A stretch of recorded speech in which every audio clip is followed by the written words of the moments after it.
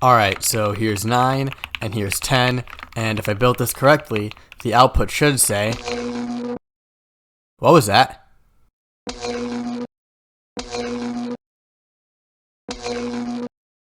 You again? What do you want? Well, I would, but I can't right now. I'm too busy planning out this big redstone computer.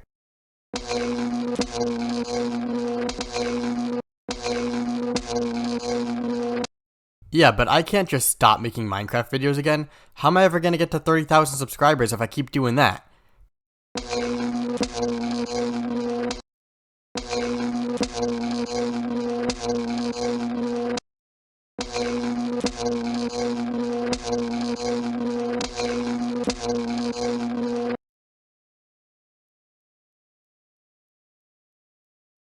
Okay, you got me there.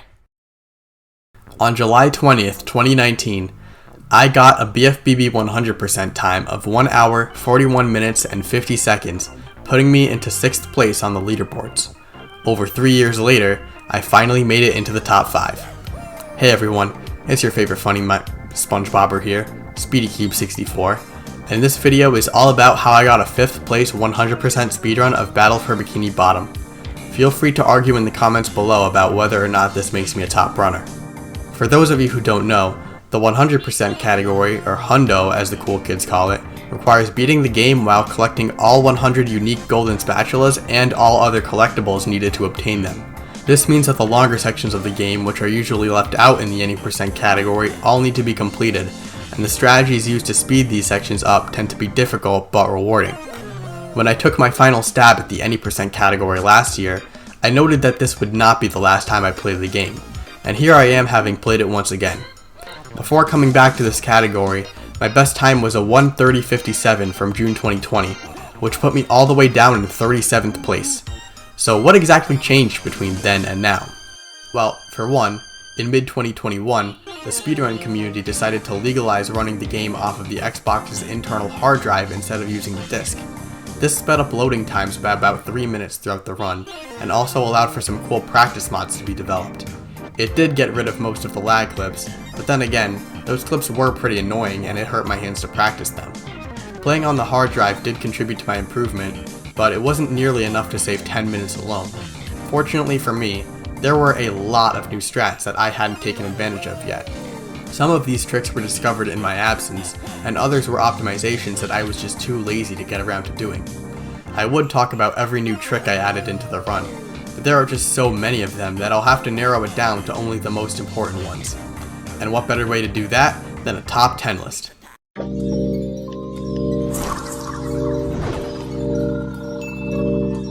There's nothing more exciting than pulling off a cool trick for the first time. Oh! I did it! I did it! Oh my god! Oh my god! These tricks can be just as mind-blowing to watch as they are nerve-wracking to pull off.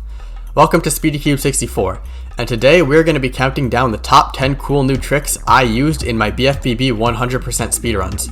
But first, make sure to speedrun over to the subscribe button so you can join the notification squad and keep up with my new videos. Note that when I refer to a trick as new, I mean how recently I started doing the trick in runs, so some of these might actually have been discovered a while ago. Number 10. Squid's Dream Sock Cycle. Back in the day, I used to go around this loop twice to get the sock, but it's possible to cut this corner and get the sock in one go, which saves around 20 seconds. Not only does this require some tight turning, but in order to make the trampoline cycle, you also have to get the cruise boost at the beginning within 3 tries. Number 9. Quad Bash. Saving 5 seconds over the beginner movement for Dutchman Skip, this series of jumps and bashes will make a Minecraft parkour player jealous. The second and fourth bashes in particular require somewhat precise positioning and timing, and messing either of them up can cause some frustrating time loss. Number 8. New SBA setup. This improvement involves juggling the 2 stone tikis to get them both to the skee ball machine at the same time. Once there, a more precise throw is done to get the lower tiki into just the right spot, which allows the skee ball to generate a whopping 900 shiny objects per second. This saves up to 20 seconds over the old methods, assuming you don't accidentally stack 2 tikis on top of each other. Number 7. Downtown ACB. At this part of downtown streets, you can get these wooden tikis to push you back and forth, and then get an alternating cruise boost off of the resulting displacement. This 15 speed cruise boost lets you get the objectives super fast as long as you don't touch the hot sauce and lose it. I have no idea how much time this saves, but it's worth including because of the swag alone. Number 6. Ice Pillar Bash. This method of getting the second sock on slope 3 saves 15 seconds over the more consistent glide used in past runs. It requires first getting a ledge cruise boost at the beginning of the level, and then paying special attention to your position during the slam onto the slide. Miss the trick once and you lose 30 seconds, miss it again and you lose the run. Number 5. Funnyless Glide. Many different ways have been found to get the annoying jellyfish cave sock, but this is the fastest and by far the coolest. This trick has you soaring up into the sky so you can grab the sock from out of bounds, well, as long as your glide decides to cooperate. This saves 30 seconds over the old segment, which actually went inside the cave to get the sock. Number 4. Mr. LCB. Originally a slow and boring sand mountain slope, Guppy Mound is now faster than ever. This LCB is especially tough because it requires an unusual timing of 3 frames of movement in between cruise bubbles. Complete with a glide to get over the abnormally high gate hitbox, this 20 speed cruise boost will have you zipping down the slide in seconds, or minutes depending on how quickly you get it. Number 3. Pipe Sock. This 10-second section of Flounder Hill right here is the ultimate run killer. There are 5 different ways to mess it up, losing no less than a minute and a half. If all the LCBs in Sand Mountain go well, you'd better watch out, because this trick will get you. It saves 20 seconds over the old backtracking movement. Number 2. Out of Bounds Kelp Caves. This is the epitome of tricky parkour. Starting with a ledge grab after the second crystal, this intense movement section will have you on the edge of your seat for a whole minute. There are 4 crystals and 1 camper to collect, with invisible walls that block your way and ceilings that push you in random directions. Miss a single one of these jumps and you actually don't lose that much time, but you do feel like a piece of shit having to do the backup movement. Number 1. Drainless. In this 40-second time save, the extremely boring Drain the Lake challenge is replaced with this absolutely nail-biting movement section. On top of having to get the LCB quickly, failing to get under the goo, jump under the invisible wall, cross the gap, or make the tight turnaround to the spatula means that your run is basically over. This trick is truly insane. Oh, hold on, I'm getting a call. Hello? Yeah? Wait, what? Oh, okay, thanks. Yeah, so it turns out that Drainless will not be included in the run due to a skill issue. So yeah, I have to find a replacement trick. Number 1, Super Bounce Skip. No explanation needed. This one just makes the commentators go wild. Absolutely. That's a Oh my cool God. strat. What is that strat? Well, I have never seen that before. That was a save right there. I don't know what Speedy's going for here. If I were him, I would have gone down to Sandy's Dream. Oh! Did you agree with this list? If there are any dope tricks that you think I forgot to include, let me know in the comments below. Thanks for watching, and have a good day.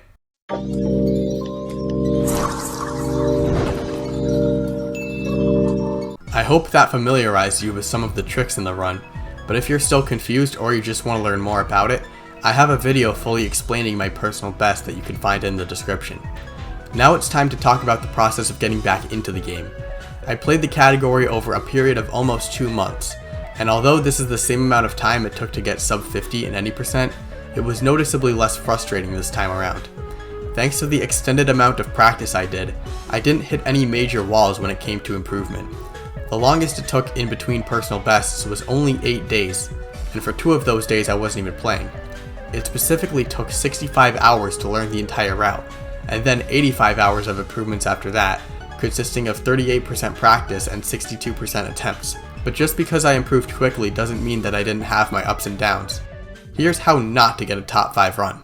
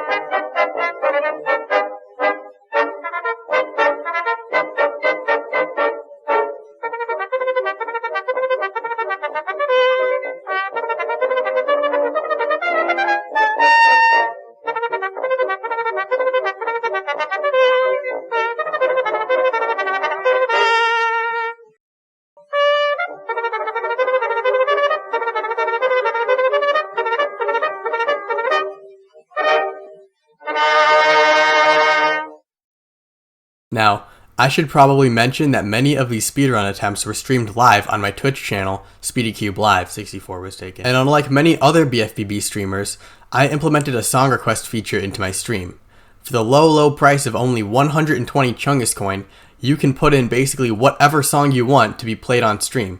And one day, the viewers decided it was time for a shopping spree. Here are some of the things they requested to make the queue over 2 hours long.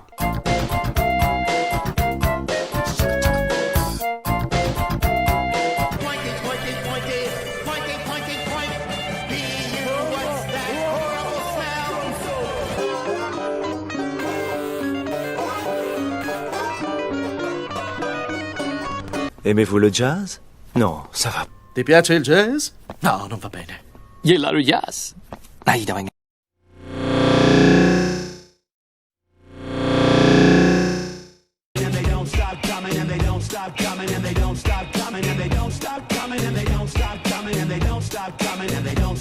Oh, bright. So shiny. Okay, so now what? Is this all?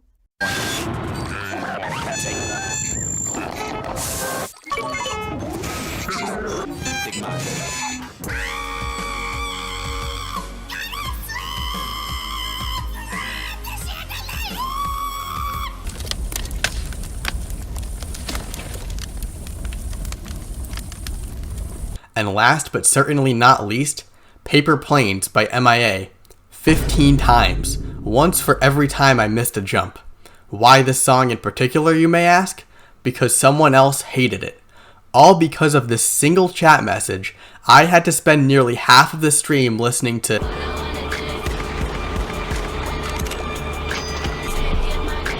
But despite that, I seem to actually be doing quite well this stream. I had a run that nearly made it a minute ahead thanks to an all-star Mr. LCB, but unfortunately fell behind later on due to some sloppy execution. I could still get a new personal best with this run, but it wouldn't be easy. It would all come down to how well I played the final boss. The robot better change tactics and fast! Rise the giant robot brain!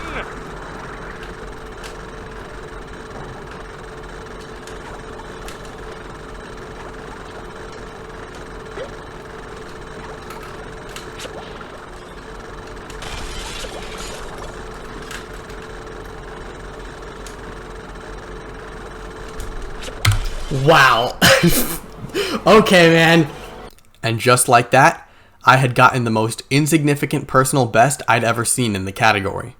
Although it was a decent run overall, there were some parts that I knew could be improved, and it was still kind of early to end my stream. So with an hour of music still left on the song request queue, and a new set of splits to run against, I decided to keep going at it. And little did I know that I was about to do the complete opposite of what I just achieved. As much as I hate to say it, I might have to add Drainless.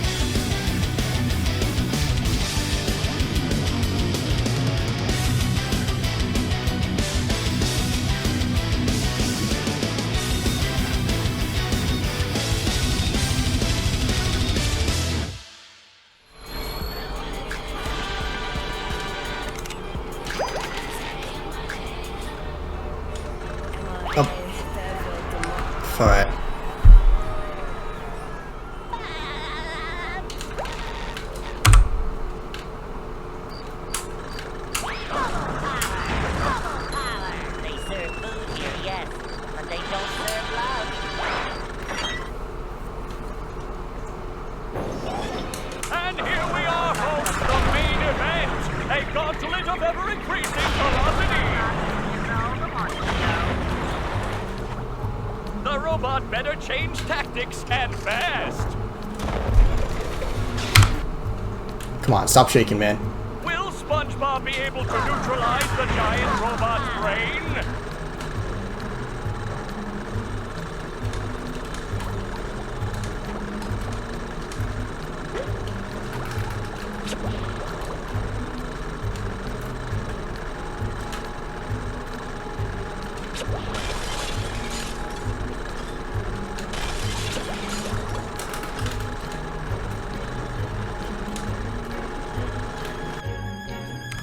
Oh my god! Oh my god!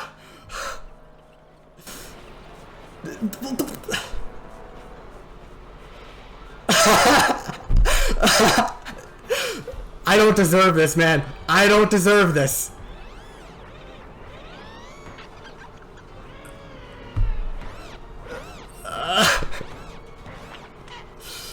Oh my god, I'm already top 5. It already happened, man.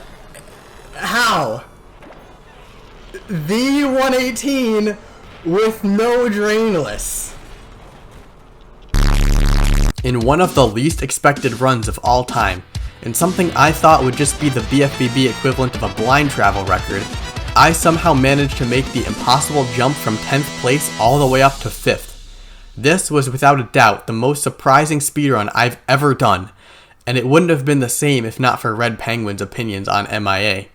So, now I could finally put this game to rest and move on to some more important things, right? Well, there was just one problem. I didn't quite hate the game yet. You see, in the later stages of the grind for sub 50 in any percent, it got to a point where playing the game felt like a chore, and I just wanted to be done with it all. But perhaps due to how unexpectedly early I hit my goal time, or maybe because of how much easier it is to get runs going out of early game in this category, I just didn't feel like moving on from BFBB yet. So what were my options? Well, I could keep playing Hundo, but it seemed kind of pointless to go for a better time.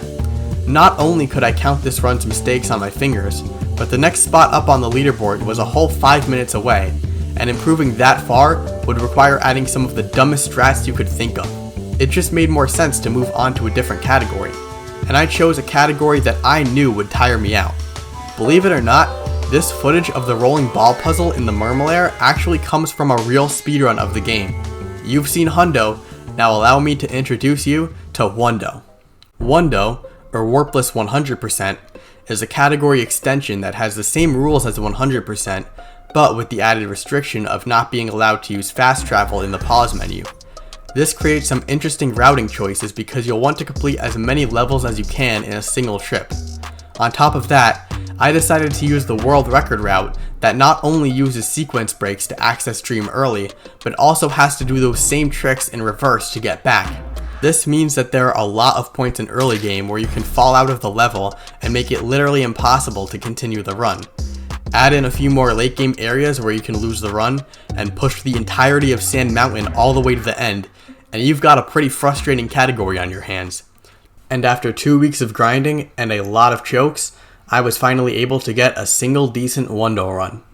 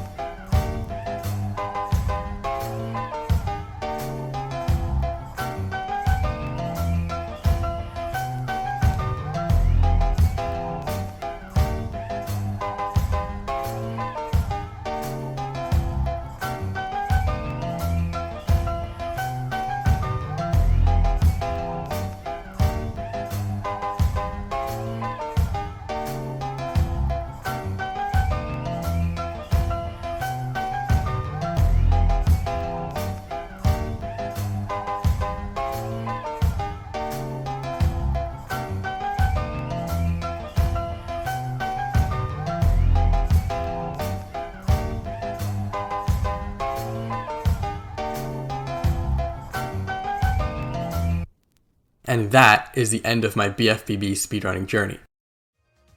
As of writing this script, Midnightial has achieved a time of 1:18:33 in 100%, beating me by 20 seconds and kicking me out of the top 5. However, not only have I already made the decision to stop playing, but having to compete with a guy who does this is basically a one-way ticket to crippling depression. I won't be leaving the community just yet. I'm probably going to keep stopping by people's streams, and I've also volunteered to make some small contributions to the 100% tasks of the game, but in terms of speedrunning it myself, this is where the story ends. Just to let it be known that for 25 days, I was officially a top 5 SpongeBob speedrunner. Congratulations for making it this far into the video. This took way longer to edit than I originally planned, but I wanted to end things off with a video that I could look back on and be proud of. This is unfortunately the last heavily scripted video I'll make in a while, but my channel as a whole isn't going anywhere. I'll just be doing some much smaller and perhaps more diverse projects from now on. Thanks to everyone who showed up in my stream during this quest, thank you for watching, and as always, stay speedy. Peace.